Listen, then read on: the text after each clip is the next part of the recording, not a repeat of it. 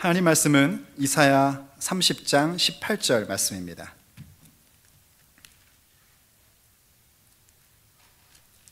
이사야 30장 18절 말씀입니다. 이사야 30장 18절 말씀, 한 절 말씀을 제가 받들어 봉독하겠습니다.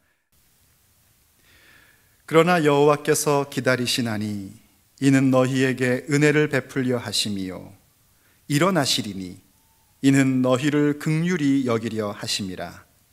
대저 여호와는 정의의 하나님이심이라. 그를 기다리는 자마다 복이 있도다. 아멘. 좀 몇 년 전에 한국에서도 그렇고 세계적으로 베스트셀러가 됐던 책이 있습니다. 하버드에서 했다 그러면 다 이렇게 베스트셀러가 되는데, 이것도 역시 하버드 대학의 인기 강좌 중에 하나인 마이클 샌들이라는 교수가 Justice, 한국말로는 정의란 무엇인가라는 책을 발간을 했습니다. 그 책에 이른바 고장난 전차의 비유라는 그런 내용이 나옵니다. 그 내용은 이런 겁니다. 그 비디오 클립도 제가 봤는데요, 학생들이 큰 대강당에 수백 명이 들어올 수 있는 대강당에 꽉꽉 찼습니다. 그래서 그 학생들한테 이 샌들 교수가, 마이클 샌들 교수가 질문을 던지는 겁니다. 한번 생각해 보라는 겁니다. 여러분도 한번 생각해 보십시오. 여러분이 전차의 기관사입니다. 그런데 그 기관차를 쫙 몰고 오는데 저 앞에 5명의 인부가 일을 하고 있는 거예요. 당연히 서야 되는데 이 전차의 브레이크가 고장이 나가지고 설 수가 없는 겁니다. 그랬더니 아주 마침 또 그 옆에 비상철로가 있는 거예요. 그래서 비상철로로 당연히 핸들을 탁 꺾으려고 하는데 역시 그 비상철로에도 인부 한 명이 일을 하고 있는 겁니다. 자, 그럴 때 여러분은 어떻게 하시겠습니까?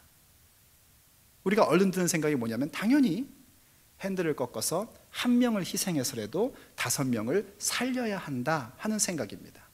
그 모든 거에 대해서, 이런 일들에 대해서 거기 있는 모든 학생들이, 제가 이렇게 표정을 쫙 봤는데 아무도 그렇게 해서는 안 된다라고 표정 짓는 사람이 없었습니다. 오히려 샌들 교수의 얘기는 이랬습니다. 아마 여러분들은 이럴 겁니다. 어쩔 수 없었다고. 당신은 옳은 선택을 한 거라고. 한 명의 희생으로 5명을 살리는 것은 잘한 일이라고, 그렇게 말할 거라고 얘기를 했습니다. 그리고 모두 다 그렇게 생각을 했죠. 우리도 그렇게 생각을 할 겁니다. 그러더니 계속해서 또 다른 얘기를 해줍니다. 이번에도 역시 여러분은 기관사입니다. 그리고 역시 또 브레이크가 고장이 났습니다. 그리고 이번에도 역시 5명의 인부가 그 철로에서 일을 하고 있습니다. 그냥 내버려 두면 5명을 전부 다 죽일 수밖에 없는 상황입니다. 그리고 그때는 비상철로가 없는 겁니다. 나는 그것을 다리 위에서 이렇게 보고 있다가 이걸 어떻게 하면 좋지, 어떻게 하면 좋지, 안타까울 뿐이지 뭘 어떻게 할 수가 없어갖고 무기력감에 빠지는데, 마침 옆에 덩치가 이따만한 사람이 하나 서 있는 겁니다. 그리고 나는 그 사람을 밀 수가 있는 겁니다. 그래서 그 사람을 확 밀어 넣어가지고 기관차를 멈추게 하면 5명의 생명을 살릴 수 있는 겁니다. 나는 그 사람을 밀 수 있습니다. 물론 내가 뛰어들 생각도 해봤지만 나는 너무 몸집이 작아가지고 뛰어들어 봐야 전차가 멈추지 않을 것이고 아무 소용이 없습니다. 하지만 이 빅가이를 밀어 던져 놓는다면 충분히 전차는 쓸 겁니다. 여러분 어떻게 하겠습니까? 그랬더니 학생들이 전부 다 그거는 아니라는 표정들을 짓습니다. 그건 안 된다는 겁니다. 이렇게 질문을 합니다. 똑같이 한 명을 희생해서 5명을 살린 건데 왜 앞에 이야기에서는 어쩔 수 없다고 얘기를 하고 두 번째 이야기에서는 왜 하면 안 된다라고 생각을 하고 그것은 있을 수 없는 일이라고 어떤 핑계를 대도 그건 잘못된 거라고 생각하느냐라고 묻습니다. 여러분은 뭐라고 대답하시겠습니까? 학생들이 몇 가지 질문 대답을 하는데요, 어느 것 하나 한 명을 희생하여 5명을 살렸다라는 이 똑같은 내용에 대해서 왜 무엇이 옳은 것이고 무엇이 틀린 것인지에 대한 답변이 되지를 못합니다. 어떤 학생이 그렇게 얘기를 합니다. 그 덩치 큰 사람은 자기가 거기에 뛰어내릴 의사가 없었는데 내가 밀어 넣은 거니까 그건 잘못된 거래요. 하지만 비상철로에서 일하던 인부도 역시 자기가 희생할 의사는 없었습니다. 또 어떤 사람이 이런 얘기를 합니다. 이 기관사로서 이거 운전하는 건 내가 이렇게 핸들을 꺾어가지고 사람을 친 거지만 이 등치 큰 사람을 한 것은 내가 이렇게 손으로 터치해가지고 민 거 아니냐 이거예요. 그러니 얼마나 양심의 가책이 오는 거, 이거는 직접적인 접촉이 있었기 때문에 안 된다는 겁니다. 그랬더니 이렇게 대답을 하더라고요. 그럼 좋다. 버튼을 눌러서 그 사람이 싹 빠져 들어간다면, 아니면 똑같이 기관차처럼 핸들을 가지고 내가 여기서 이렇게 핸들을 싹 돌리면 그 사람이, 등치 큰 사람이 있던 자리에서 뭔가가 쫙 빠져가가지고 기차 앞에 딱 간다면 그럼 하겠느냐? 했더니 여러분과 같은 표정을 줬습니다. 난감해하는 겁니다. 도대체 모르겠다는 겁니다. 마이클 샌들 교수가 저스티스라는 그런 강좌에서 하고 싶은 얘기는 뭐냐면, 과연 공리라는 것, 다수의 이익을 위해서 한 사람을 희생하는 게 정당하겠느냐 하는 얘기와 함께 우리가 정의라고 생각하는 것, 우리가 옳다라고 생각하는 것에는 항상 도덕적인 딜레마가 있다는 것을 얘기하고 싶어서 그런 비유로 강의를 시작을 하곤 한답니다. 저는 오늘 이 이야기를 여러분들에게 해드리는 것은 앞부분에 그런 5명 대신 1명을 죽이는 것은 옳고 뒷부분의 것은 틀리고, 혹은 또 앞에 건 틀리고 뒤에 건 옳고, 뭐 이런 옳고 그름에 대한 얘기를 하고 싶은 것이 아닙니다. 제가 오늘 이 얘기를 여러분들에게 소개하고 또 여러분도 알만한 그런 내용을 하는 이유는 뭐냐면, 사람의 정의라는 것, justice, 사람의 정의라는 것은 늘 그렇다는 겁니다. 사람의 정의는 하나님의 정의를 떠나서는 풀리지 않는 딜레마일 수밖에 없는 게 사람의 정의입니다. 이쪽 편에서는 정의라고 믿어 의심치 않는 것이 저쪽에서는 불의가 되기도 하고요, 저쪽 편에서는 정의라고 주장하는 것이 나에게는 커다란 손해와 틀린 일로 오기도 하는 게 사람의 정의입니다. 그래서 하나님의 정의를 알지 못하면 우리가 정의라고 그렇게 믿어 의심치 않는 모든 것 가운데에는 언제나 다른 면이 있고 언제나 딜레마가 있기 마련입니다. 왜 그러냐면 정의 역시, 이 저스티스라는 정의 역시 우리로부터 시작된 것이 아니라 하나님으로부터 나온 것이요, 하나님의 성품으로 말미암아 우리에게 주어져 있는 것이기 때문입니다. 마치 우리의 인격이라는 것이 우리로부터 나온 것이 아니라 하나님의 인격으로 말미암아 우리에게 형성되었고, 제가 이번 하나님을 암 시리즈에서 많이 얘기했던 우리의 공동체성이라는 것이 우리가 모여있기 때문에 나타난 것이 아니라 하나님의 공동체성을 우리가 부여받음으로 공동체성을 이루어갈 수 있는 것처럼, 우리의 정의라는 것도 우리 스스로 결정하고 우리 스스로 내린 것으로 이루어지는 것이 아니라 하나님의 정의를 알고 그 정의로운 하나님의 성품을 닮아갈 때에 비로소 우리는 정의가 뭔지를 알게 되는 것입니다. 그래서 우리는 하나님의 정의로운 성품을 이해해야 되고 깨달아야 됩니다. 성경에서요, 정의 혹은 의 혹은 공의 혹은 옳음 이런 표현들로 많이 나오는데 주로 공의와 정의라는 표현을 많이 사용을 합니다. 이 정의와 공의라는 얘기를요, 여러분들이 책자나 이런 것들을 보면은 굉장히 복잡하게 설명을 많이 합니다. 뭐 원어가 어떻고 그 원어에 따라서 정의는 뭐고 공의는 뭐다, 이런 설명들을 많이 합니다. 그런 내용들을 요약하면 이런 겁니다. 의 혹은 정의라는 것은 개인적인 옳음에 대한 부분이고, 공의라는 것은 사회적으로 혹은 공동체적으로 올바른 것을 하는 것 혹은 공평한 것을 하는 것이다, 이렇게 얘기를 하는데요, 제가 성경을 쭉 읽어보면은 그걸 그렇게 어렵게 구별할 필요가 거의 없습니다. 왜냐하면 여러분들이 성경 읽어보시는 분들은 알지만은요, 항상 정의와 공의라는 것은 잘 같이 붙어 다닙니다. 잘 붙어 다니고요. 그리고 또 한글 해석도 그렇고 한글 번역이거나 또 영어 번역들이 그 원문을 꼭 이거는 공의로, 이거는 정의로 그렇게만 번역하지는 않았습니다.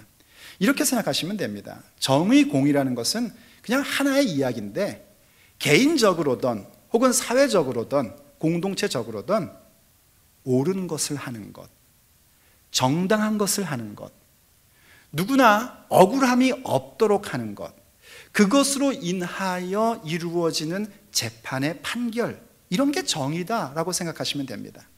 이것도 복잡하십니까?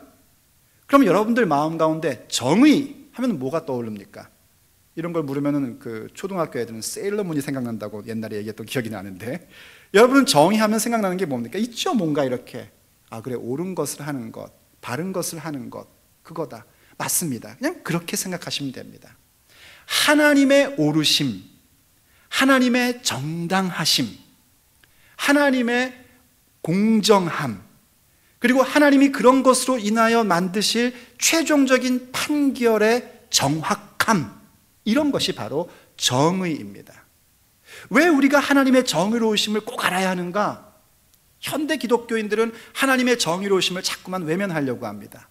왜냐하면 하나님의 정의로우심 그러면 뭔가 딱딱한 느낌이 들고 하나님께 가까이 가기에는 너무 먼 듯한 느낌을 자꾸 사기 때문입니다.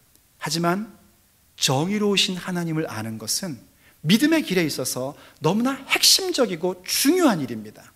왜냐하면 하나님의 정의로우심 때문에 우리가 받게 된 혜택은 뭐냐면 하나님의 은혜와 하나님의 긍휼히 여기심이기 때문입니다. 아까 읽었던 이사야 30장 18절이 바로 그걸 얘기해 주고 있는 겁니다. 다시 한번 같이 이사야 30장 18절을 봐보도록 하죠. 한번 잘 보십시오. 이렇게 얘기했습니다. 그러나 여호와께서 기다리시나니 이는 너희에게 은혜를 베풀려 하심이요 일어나시리니 이는 너희를 긍휼히 여기려 하심이라. 하나님께서 기다리시고 또 하나님께서 일어나신다 하는 얘기는 뭐냐면 하나님의 사역을 얘기하는 겁니다. 하나님의 일하심에 대한 겁니다. 하나님이 어떤 일을 하시는가? 우리에게 은혜를 주시는 일을 하시고 우리를 긍휼히 여기시는 것, 우리를 불쌍히 여기시는 그런 일들을 하시고자 하나님께서 그 모든 사역들을 이루어 가신다는 겁니다. 그런데 그렇게 하시는 이유가 뭔가? 대저라는 말은 이유를 얘기하는 겁니다. 왜냐하면 왜 하나님은 그렇게 은혜를 베푸시며 우리를 긍휼히 여기시는가 하는 데 있어서 참 특이한 표현이 나오는데 여호와는 정의의 하나님이심이라 하고 얘기합니다. 하나님이 정의로운 분이기 때문에 우리를 긍휼히 여기고 우리에게 은혜를 베푸신다는 거예요. 그래서 그런 하나님을 기다리는 자, 그런 하나님을 바라보는 자, 그런 하나님을 갈망하는 자가 복되다는 겁니다. 무슨 얘기냐면 정의라는 것은요, 여러분, 딱딱한 얘기가 아닙니다. 정의라는 것은 잔인한 얘기가 아니에요. 정의라는 것은 법정 공방과 같은 그런 건조한 내용의 얘기가 아닙니다. 정의라는 것은 뭐냐면 옳은 것을 선언하고 이루어 가는 것이 정의입니다. 이해가 가십니까? 이해가 안 가면 처음부터 다시 할까요? 정의라는 것은 그런 겁니다. 옳은 것을 선언하고 이루어 가는 것이 정의예요. 그러니까 하나님의 옳으심이 뭐였는가? 하나님이 이루시는 정확함이라는 게 뭐였는가? 우리에게 은혜를 베푸시고 긍휼을 베푸시는 일이 하나님의 정의로운 성품이란 말입니다. 이런 얘기입니다. 하나님께서 만약 우리를, 하나님을 거역한 사람들을 내버려 두시면 결과는 뭐냐면 비참함입니다. 우리가 아무리 하나님의 형상을 닮았고 하나님의 복음을 들었던 사람일지라도 우리의 죄된 성품과 우리의 못난 그 모습에 하나님이 그냥 냅두시면, 날 좀 냅둬요 해서 그래 그럼 네 맘대로 해버리면 우리에게 나타나는 현상은 비참한 뿐입니다. 그건 뭐냐면 구체적으로 하나님의 말씀의 사역이 없고 하나님의 창조와 구속의 사역이 없는 상태, 곧 공허와 혼돈과 어둠의 상태밖에는 나올 수가 없습니다. 그런데 하나님의 오르심이, 하나님의 정의라는 성품이 우리를 그렇게 공허와 혼돈과 어둠의 상태에 내어버려 두시지를 못하는 겁니다. 그게 우리 하나님이십니다. 그래서 그 하나님의 정의를 나타내기 시작하시는데, 참 아이러니하게도 하나님의 그 정의를 나타내심이 우리에게는 은혜요, 하나님의 긍휼히 여기심이 된다는 겁니다. 어떻게 그렇게 가능한가? 바로 그 하나님의 정의가 복음 안에서 나타나기 때문입니다. 그래서 로마서 1장 17절이 우리에게 이렇게 얘기를 해줬습니다. 같이 한번 읽어봤으면 좋겠어요. 시작. 복음에는 하나님의 의가 나타나서 믿음으로 믿음에 이르게 하나니 기록된 바 오직 의는 믿음으로 말미암아 살리라 함과 같으니라. 아멘. 여기 믿음으로 믿음에 이르고 이른바 그 이신칭의, 믿음으로 말미암아 의롭게 된다 하는 얘기는 우리가 나중에 로마서를 또 예전으로 삼을 때 보도록 하고요. 오늘 핵심으로 보고 싶은 건 뭐냐면, 복음에는 뭐가 나타난대요? 하나님의 의가 나타난다는 겁니다. 하나님의 정의로움이 이 복음 가운데 나타나게 된대요. 무슨 소린가 했더니 로마서 3장에서 좀 더 자세하게 설명을 해줍니다. 로마서 3장 25절 26절, 그 복음이라는 것이 뭔가, 이 예수를 하나님이 그의 피로써 믿음으로 말미암는 화목 제물로 세우셨으니 이는 하나님께서 길이 참으시는 중에 전에 지은 죄를 간과하심으로 자기의 의로우심을 나타내려 하심이니 곧 이때에 자기의 의로우심을 나타내사 자기도 의로우시며 또한 예수 믿는 자를 의롭다 하려 하심이라. 아멘. 그러니까 하나님께서 뭐 하신 거냐면, 하나님의 정의를 복음 가운데 나타냈는데, 그 복음 가운데 나타난 것은 예수 그리스도를 화목제물로 삼으심으로 인하여 우리에게 은혜를 베푸시고 긍휼을 베푸신 그 일로 하나님의 의로우심을 나타내셨다는 겁니다. 하나님의 정당하심을 나타내셨다는 겁니다. 하나님의 오르심을 나타내신 겁니다. 하나님의 마지막 심판이 정당하다는 것을 나타내신 겁니다. 마이클 샌들의 전차의 비유를 가지고 오자면 이런 겁니다. 하나님께서 기관차를 몰고 가시다가 5명의 생명을 살리기 위해서 비상철로로 핸들을 꺾었는데, 그 비상철로에 다른 인부가 있던 것이 아니라 자기 아들이 있었다는 겁니다. 그래서 그 아들을 죽게 하고 5명의 사람을 살렸다는 겁니다. 하나님께서 그 등치 큰 사람을 전차에 깔리게 했는데 그냥 버튼을 누르고 핸들을 돌려서 쑥 빠지게 한 것이 아니라 자기 아들인 존재에게 네가 좀 죽어야겠다라고 얘기했고, 아들은 아버지의 뜻을 알아 네 하고 순종함으로 그 달리는 전차 안에 몸을 던졌단 말입니다. 그래서 그 5명을 살렸단 말입니다. 그런데 더 기가 막힌 것은 뭐냐면, 그 5명이 철로를 보수공사하던 인부가 아니라 그 철로를 파괴하려 했던 악당들이었다는 것입니다. 만약 여기서 얘기가 끝난다면 이것은 비극이 될 겁니다. 희생에 대한 얘기는 될 수 있지만 정말 가슴 아픈 얘기에 끝날 겁니다. 그런데 그 아버지신 하나님이 어떤 분인가? 정의로운 뿐만이 아니라 그분은 전능하신 아버지십니다. 그래서 자기 아들의 옳음을 증명하시고자 희생한 그 아들, 죽은 그 아들을 다시 살리셨습니다. 그게 부활입니다. 그래서 그 5명의 악당들이 자기는 죽을 수밖에 없는 운명이었는데, 하나님께서 자기 아들을 희생시킴으로 내가 살았고, 그리고 그 아들이 다시 살아난 역사를 보면서, 그 죽음과 부활에 대한 역사를 보면서 나도 이제는 이런 인생을 청산하고 예수 그리스도를 따르는 자가 되어야겠다라는 결단과 그 발걸음을 가질 때에 그들에게 생명을 주시며 구원을 주시며 하나님이 본래 주시고자 했던 은혜와 긍휼을 마음껏 쏟아 부어주시는 역사가 있다는 겁니다. 그게 복음입니다. 그리고 바로 그 복음에 하나님의 정의가 존재하는 겁니다. 하나님의 정의는 그렇게 우리를 살리시는 정의입니다. 우리에게 은혜를 주고 긍휼을 주는 정의입니다. 그래서 하나님의 마지막 심판은 정당할 수밖에 없는 겁니다.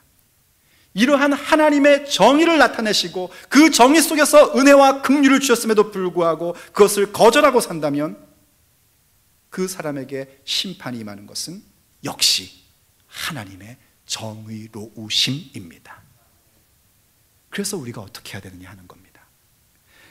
그렇기 때문에 이제는 우리가 하나님의 정의로움을 알고 그 정의로운 하나님의 성품으로 인하여 은혜와 긍휼을 받은 자라면 이제 우리의 인생 가운데서도 성경을 통하여 우리에게 그토록 요구하시는 하나님의 정의를, 하나님의 공의로움을 우리의 삶에서도 이루며 사는 자가 되어야 합니다.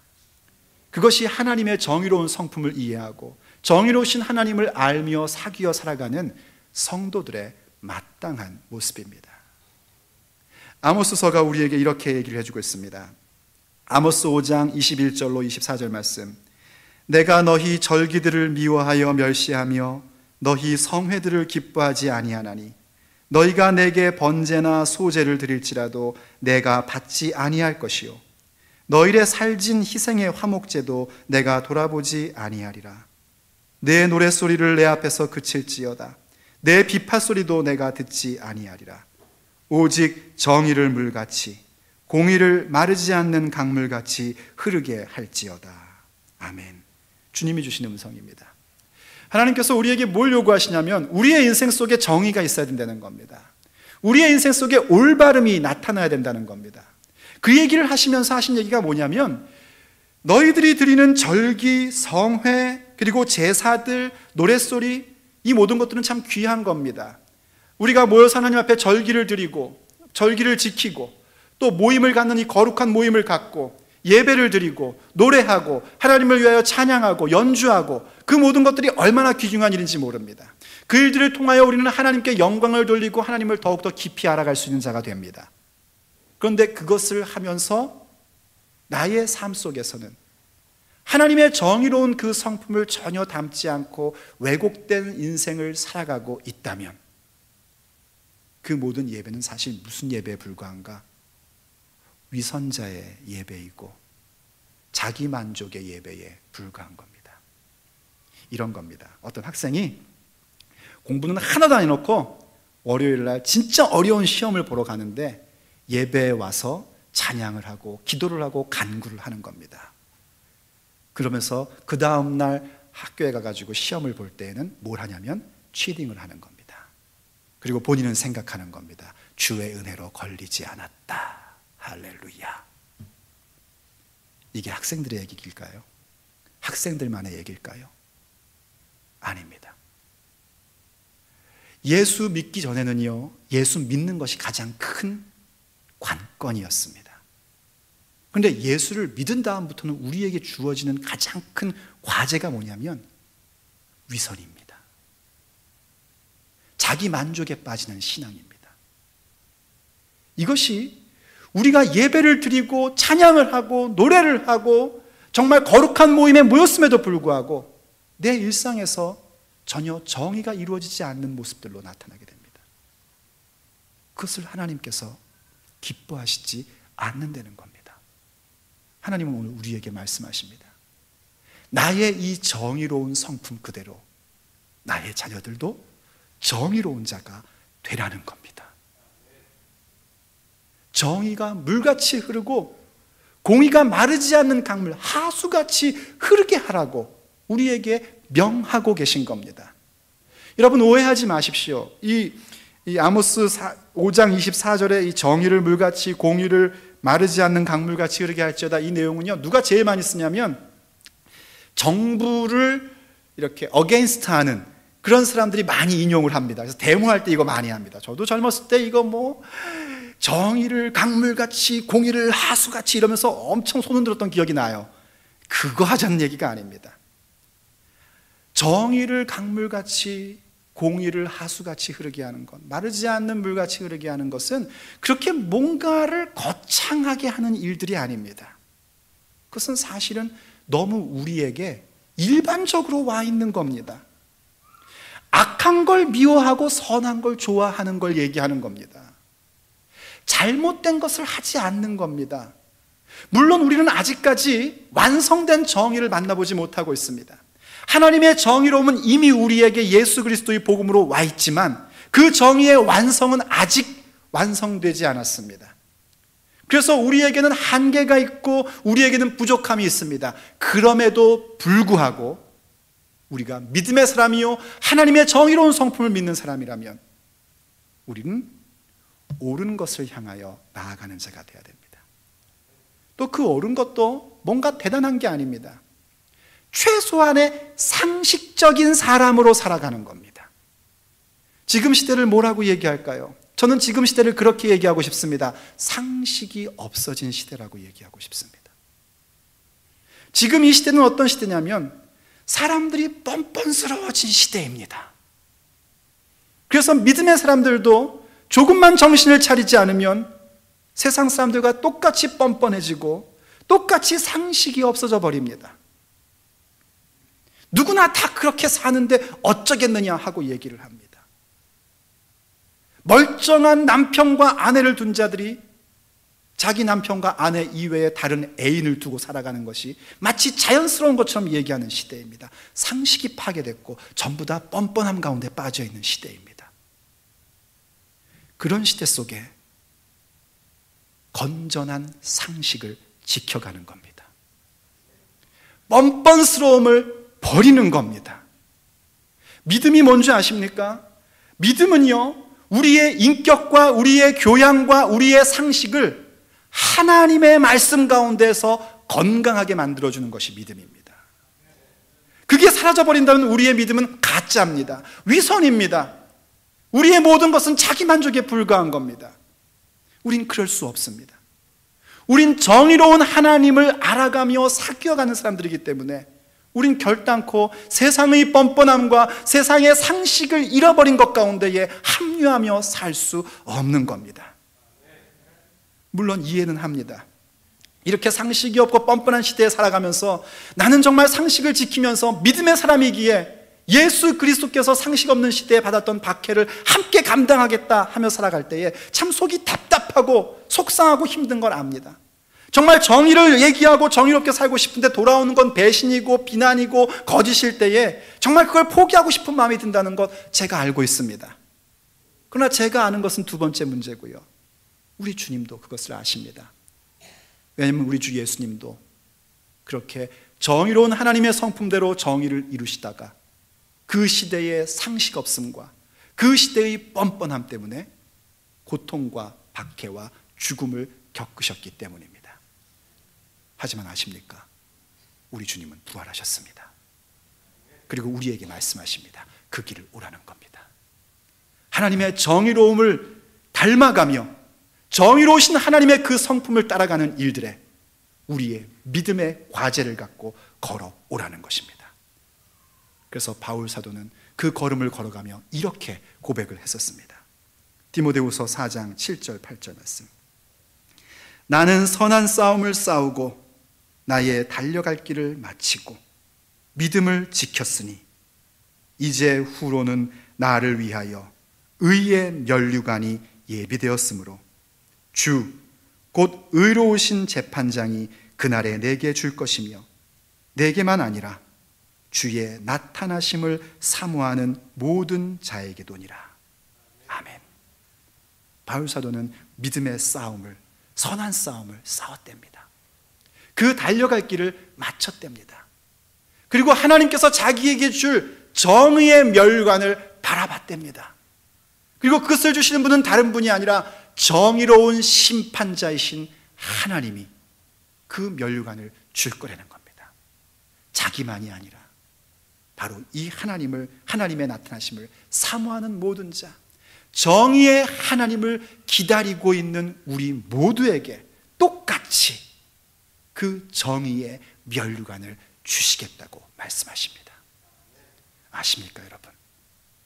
우리의 100년도 안 되는 인생을 하나님의 정의로운 성품을 닮아가며 살아가면서 상식을 갖고 그 뻔뻔함을 버리고 하나님의 정의의 성품을 닮아갈 때마다 이 100년의 세월과는 비교도 할 수 없는 영원 가운데에 정의로우신 심판자께서 우리가 바로 옳았다고, 우리가 정의로운 자였다고, 우리가 정의로운 하나님의 자녀의 삶을 살았다고 그 면류관을 베풀어 주실 것입니다. 기도하시겠습니다. 사랑하는 하나님, 하나님의 정의로우심을 우리에게 보여주시니 감사드립니다. 아버지의 정의로우심으로 말미암아 우리가 그 은혜를 입었고, 아버지의 정의로운 성품 때문에 우리가 긍휼히 여김을 받았습니다. 복음 가운데 아버지의 의가 나타나는 그 모습의 신비함을 우리에게 깨닫게 하여 주셨으니 주여 기도하옵건대 아버지의 명을 따라 우리도 믿음으로 말미암아 의로운 자들이 되게 하여 주시옵소서. 우리가 주 앞에 예배하며 성회로 모이고 하나님 앞에 절기를 지키며 아버지 앞에 찬양하고 경배할 때마다 그것이 위선이 되지 아니하도록, 나의 자기만족이 되지 아니하도록 주여 우리를 붙잡으시며 인도해 주시옵소서. 우리의 삶 속에 정의를 이루어가는 하나님을 닮은 자들이 되게 하여 주옵소서. 상식이 없어지는 이 시대 속에 건전한 상식을 지켜가는 우리가 되게 하여 주시옵소서. 뻔뻔한 세대 속에 수치를 알고 하나님의 정의로우심을 선포하며 이루어가는 우리 모두가 되게 하여 주시옵소서. 그것이 때로는 갈등이 되고 고민이 되어도 영원하신 아버지께서, 의로우신 아버지께서 우리에게 주실 의의 면류관을 바라보며 선한 싸움을 싸우고 달려갈 길을 마칠 수 있는 우리 모두가 되게 하여 주시옵소서. 우리 주 예수 그리스도의 이름으로 간절히 기도 올립니다. 아멘. 마라나타 주 예수여